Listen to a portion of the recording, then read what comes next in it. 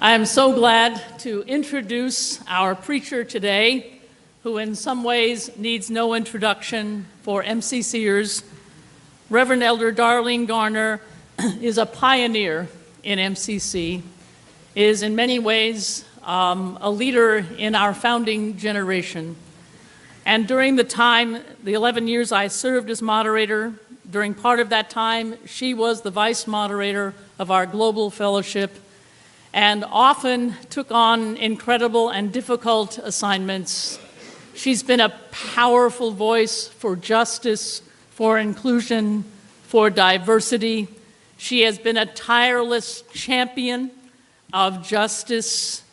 She has been in the nitty-gritty with small and medium and large churches that were struggling with conflicts or trying to understand their future. She is someone who is completely devoted to the vision and possibility of MCC. She's been an innovator, a creator of so much of who we are today. I thank you, Darlene, for saying yes to preaching today, because I know you have a word for us.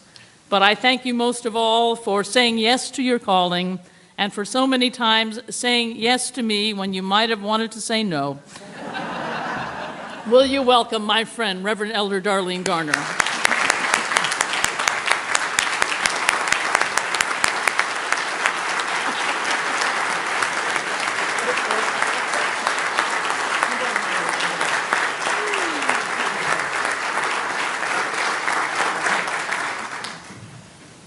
Thank you, church. There are two funny things I want to share with you, both of which will hopefully be embarrassing stories. One of those is that my friend and now your pastor, Nancy, has taken on the tremendous task of teaching me how to bird. I don't know if you've noticed, but I'm black.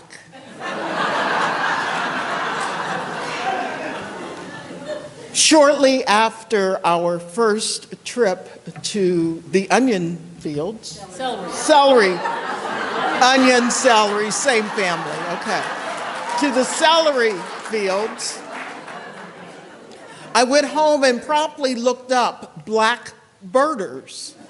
You know, I like community.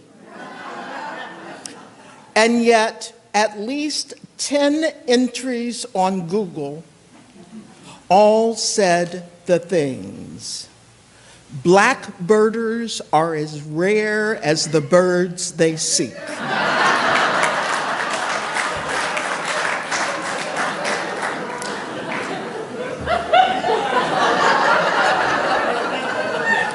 The other embarrassing story is about another friend of mine who is not Vickie, and she'll be so glad. But it's about Liz. I know this church is noted for its hospitality, so I want to tell you what your hospitality looks like. As I walked in today, Liz said to me, "Well, I'm glad you're here, and I just want you to know I gave them a warning. I told them to bring a boxed lunch, because once you got up, you'd be there for a while." And she wasn't wrong. So thank you, Liz, for that very warm welcome. With all honor and gratitude that are due to this church's first 25 years, especially to your founding pastor, the late Reverend Dr. Sherry Kennedy, your interim pastor, Reverend Gina Durbin, and the numerous lay and clergy leaders who have ministered among you at this church. My wife, Reverend Candy Holmes, and I, we are absolutely thrilled to be here sharing in this joyous occasion with you. All of us are here today to celebrate the long-awaited future that has now arrived at SunCoast Cathedral, MCC. Symbolically, this is the day that you embark upon the next phase of your ministry together as church.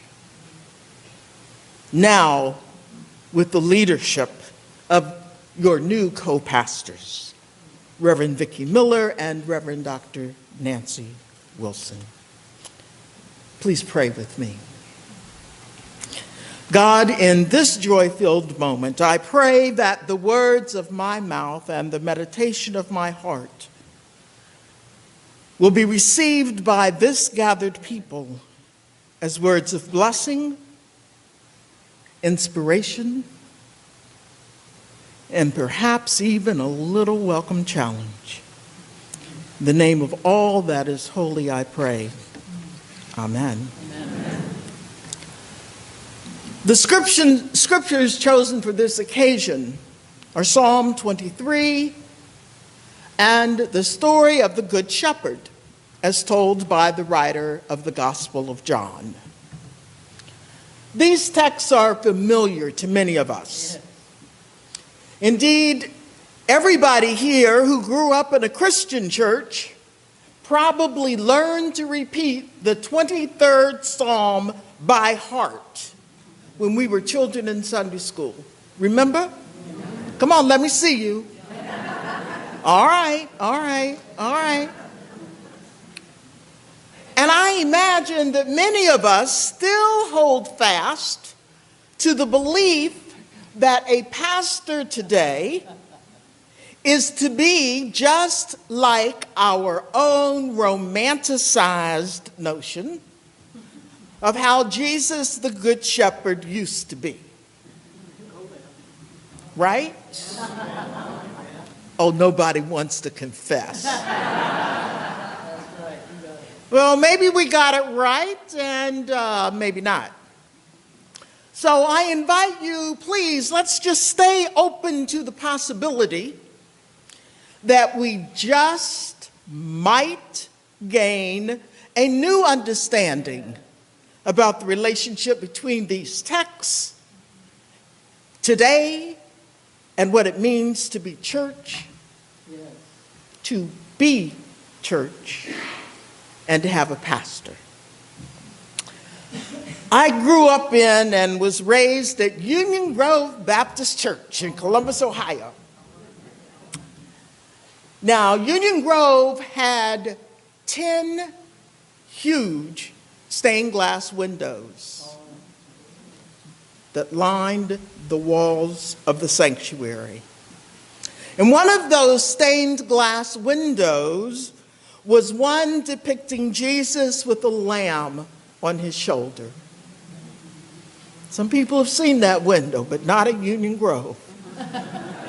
Well, this was one of my favorite windows as a child. Jesus, the Good Shepherd, holding either a lost lamb, astray from the flock, or one he had rescued from danger. Many Sundays, I probably spent far more time gazing at that window and making up my own stories about the sheep than I did paying any attention at all to the preacher. But that's my secret, so don't tell. Well, as comforting as that window was to me as a child, I now realize that giving comfort is exactly the opposite of the way this image actually functions in the Gospel of John. Yes. I'm not really Marty McPhee, but let's time travel. Just back 20 centuries from today to one of the house churches to which John wrote his gospel. You've been evicted from the synagogue. Maybe you're still in Palestine despite the opposition from Jewish authorities to your new faith.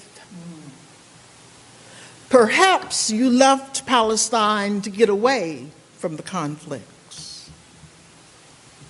In either case, today you're meeting in a small group praying for strength to withstand opposition to your faith. Your brow is probably furrowed by worry.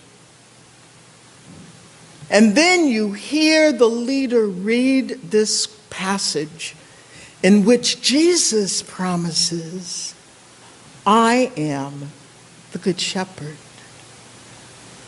Suddenly you remember other I am sayings too. Jesus is the bread, the light, a path, a gate, and a vine. Your heart becomes more and more peaceful as you remember that Jesus really does fulfill the necessities of life, providing for your basic physical, emotional, and spiritual needs. As a new Jewish Christian, these images help you to hold on to your heritage, even though you've been evicted from the synagogue. Your manna in the wilderness has become Jesus, the bread of heaven. Your light, the symbol of the law, is now identified with your Messiah. The way promised to the one who follows God's wisdom and law is now identified with Jesus, the way. And the shepherd, a common sight for you wherever you go in the ancient Mediterranean world, and a common metaphor for leadership, is now Jesus, the Good Shepherd. In such times of testing and persecution, in geographically isolated small communities of believers, these brief affirmations of Jesus' identity have enabled you to carry on and to hold on to your faith. So far, so good. We've been comforted by the I am sayings, and we remember our unity in Jesus. But the reading does not stop there. Next comes a challenge. Jesus connects the Good Shepherd with the cross. Jesus says the Good Shepherd lays down his life for the sheep. So when considered together, the Good Shepherd and the cross are powerful symbols for the unity of believers in John's Gospel.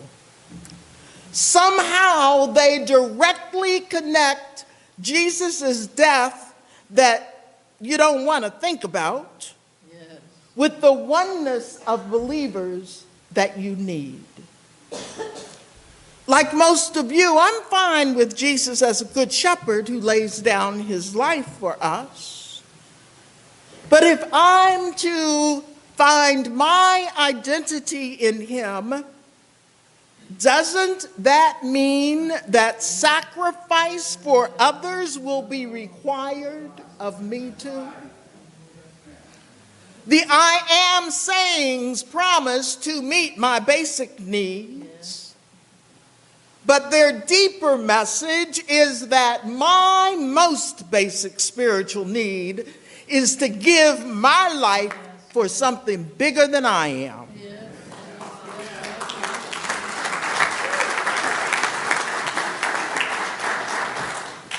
Okay, come back. Let's travel back to the here and now.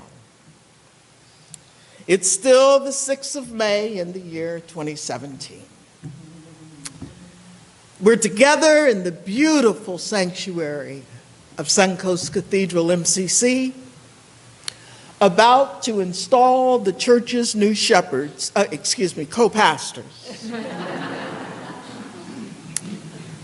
While the Good Shepherd can be a good metaphor for leadership, like any metaphor, it has its limits.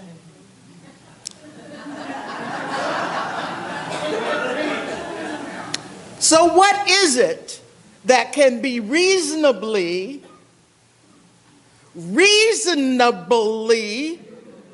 expected from Reverend Nancy and Reverend Vickie as the pastors of your church in our world today?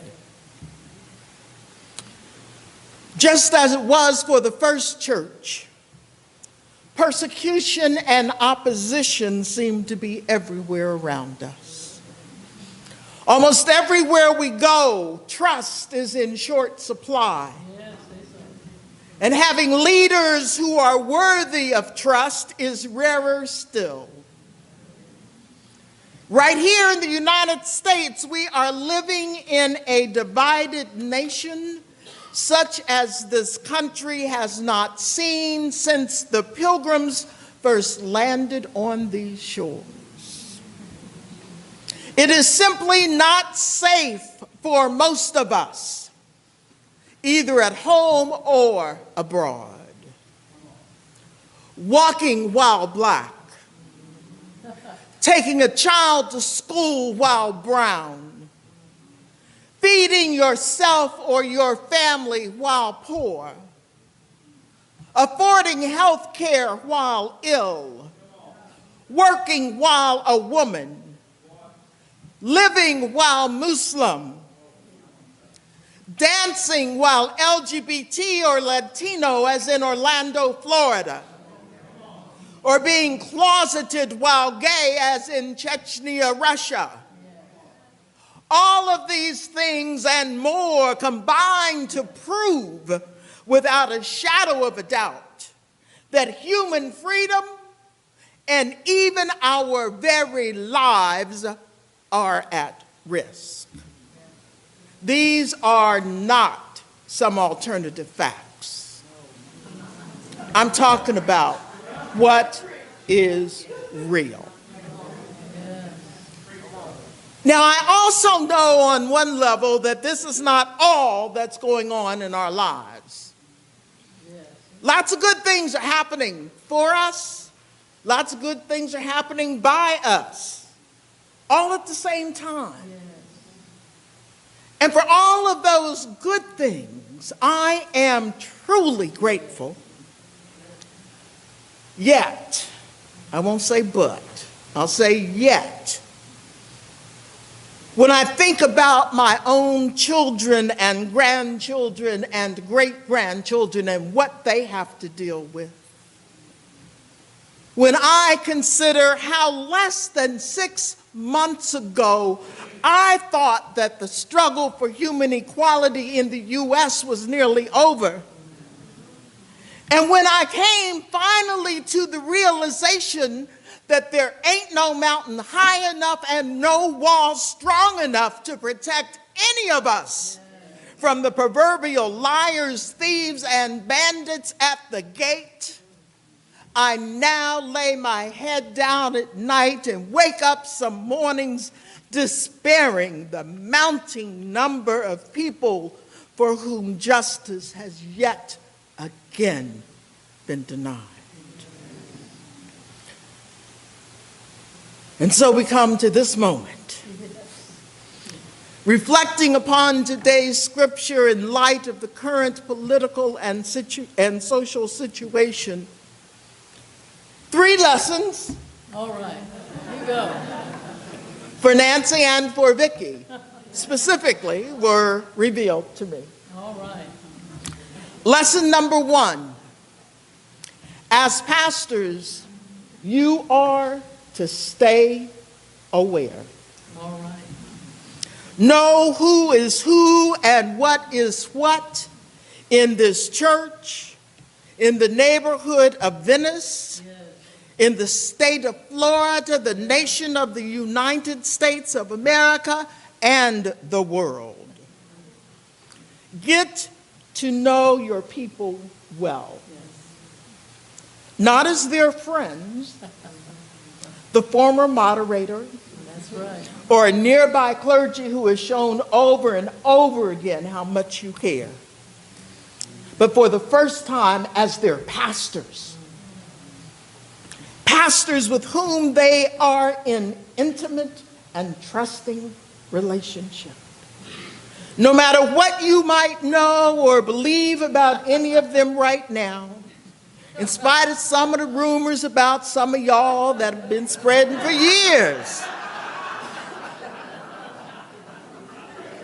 Nancy and Vickie, you are sure to discover as their pastors that these people have much more untapped potential, underutilized skills and talents, and overlooked resourcefulness than you realize, and that this church needs in order to pursue its vision of forming and being a community that is healthy in mind, body, and spirit, serving God and one another.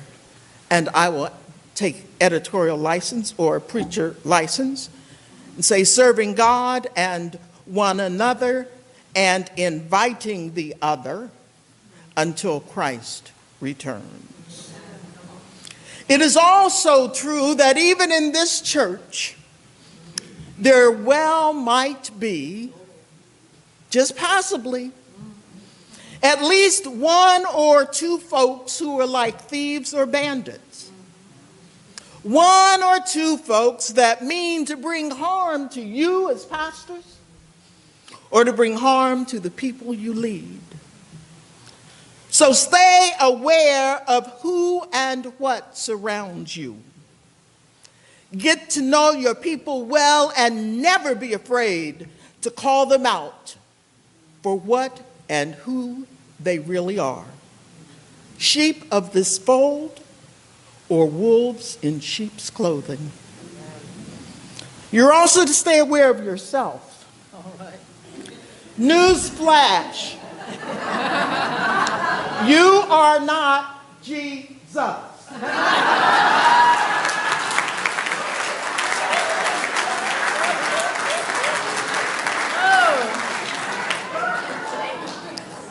I hate to say this in public, but you are not perfect. All right. Say it. Rather, you are simply and magnificently real human beings, having an amazing spiritual experience just like the other people of this church. Yes, yes. You are neither sinners, saints, nor superwomen. So don't act like it.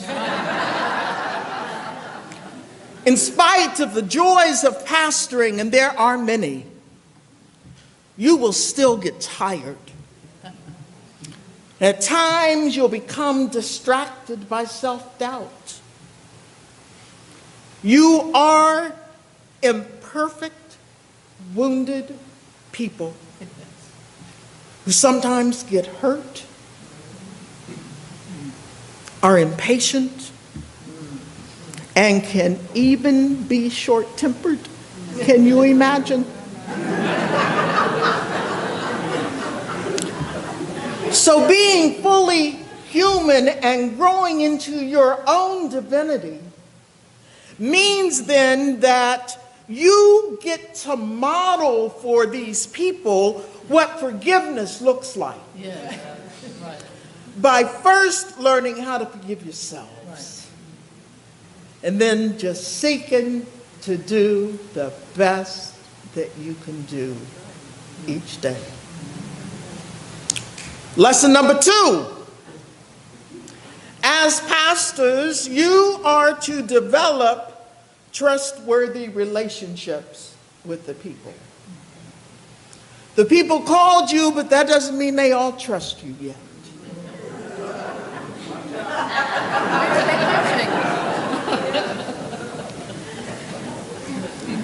But I believe that you can be among them in a way that reflects your integrity.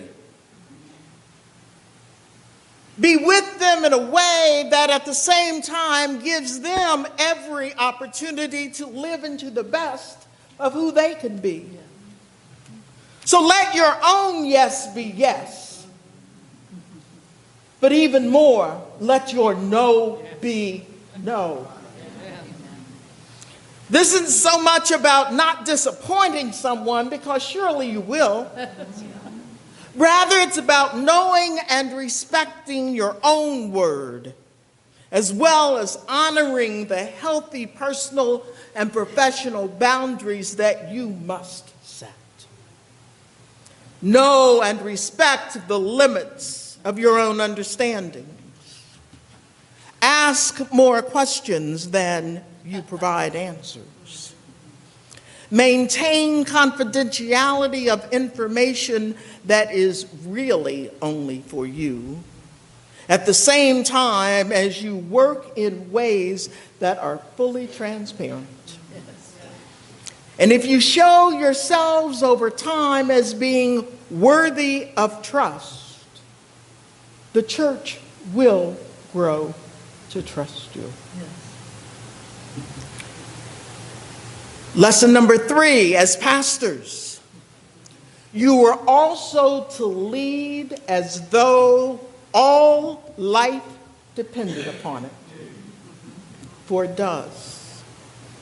A huge mistake that many pastors make is to act as though leading is really about keeping everybody happy. And it is not. Leading is about taking people where many of them, I would say most of them, would rather not go. But a part of your role as pastor is to lead the people to break through their places of complacency and comfort. For it's primarily through moving beyond their comfort zones that they will achieve the impossible. With each breakthrough they make, the people in your care will grow in their own compassion, grace, and spiritual awareness. Indeed, true leaders lead by the example of their own courageous and contemplative life, being always grounded in spirit, taking risks that others might not be willing to take, remaining still when others would rather rush ahead, and exercising the wisdom to know the best time to do either. Well, because there can be no pastor without the people, I also want to share 3 lessons for the people of this church that I also gleaned from this same gospel passage, the Good Shepherd. Lesson number 1, church people are not sheep who will just complacently follow. Good news, bad news. You have minds of your own, hopes, dreams, and aspirations for yourselves and for your church. At the same time, you are also human, imperfect people who still deserve to be loved, who want to be respected, and even desire to exercise at least a little authority and power from time to time. Now, there's nothing wrong, really, with any of those things, but there is a challenge in this. And the challenge to life in community comes in how you go about being your human self. Your pastors cannot control that. That is your work to do. The position of pastor has been filled. And you did not get it.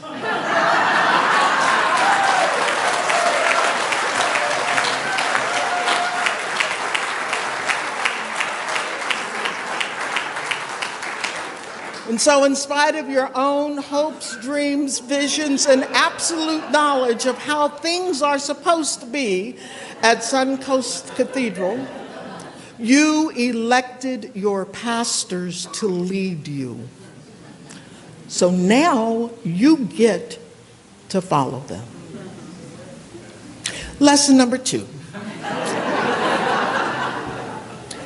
As the people, you just might need to modify your own expectations of your pastors. Expect them to be your pastors, but not to be Jesus for you. Expect them to nurture you, but not to mother you. To care about you, but not to take care of you. To lay down their life for the sheep, but not to live or die for you. Get to know your pastors' hearts so that you can learn to distinguish their voices, so that you can learn to tell when what you are hearing is the voice of your trusted pastor or the voice of those who would do you harm. Then no matter what anyone else might say to you or try to get you to do, if you can tell the difference between the voices of your pastor and the voices of those who will do you harm, you will trust your pastor's voice, even when you don't like what you're hearing, and especially when trusting might not come easily to you. Lesson number 3. And as the people, remember that this church still depends upon you, but it is not about you. Having a pastor is not about getting your needs met. The pastors are not here to meet your expectations, clean up your messes, or just pick up and run with everything that you drop because you might want them to do so. But this is your church. It is still your church. It has always been your church, always will be your church. The future of SunCoast Cathedral MCC still depends upon God's grace at work, not through your pastors, but through you. Your pastors will lead you to some unexpected places and will bring you face to face to some unexpected people. Not all who will speak the language that you speak. Not all who will pray the prayers that you pray. Not all who will look just like you. Not all who will be just like you've grown comfortable being. Your task, church, is to be open to becoming even more than you have been before. Open to advocating with, reaching out to, and serving people who are outside of these walls, but for whom dignity and justice is denied. And to learn how to receive, honor, respect, and be in healthy relationship with other sheep who have yet to find their way into this fold. After all, this church is not about you. It's about them.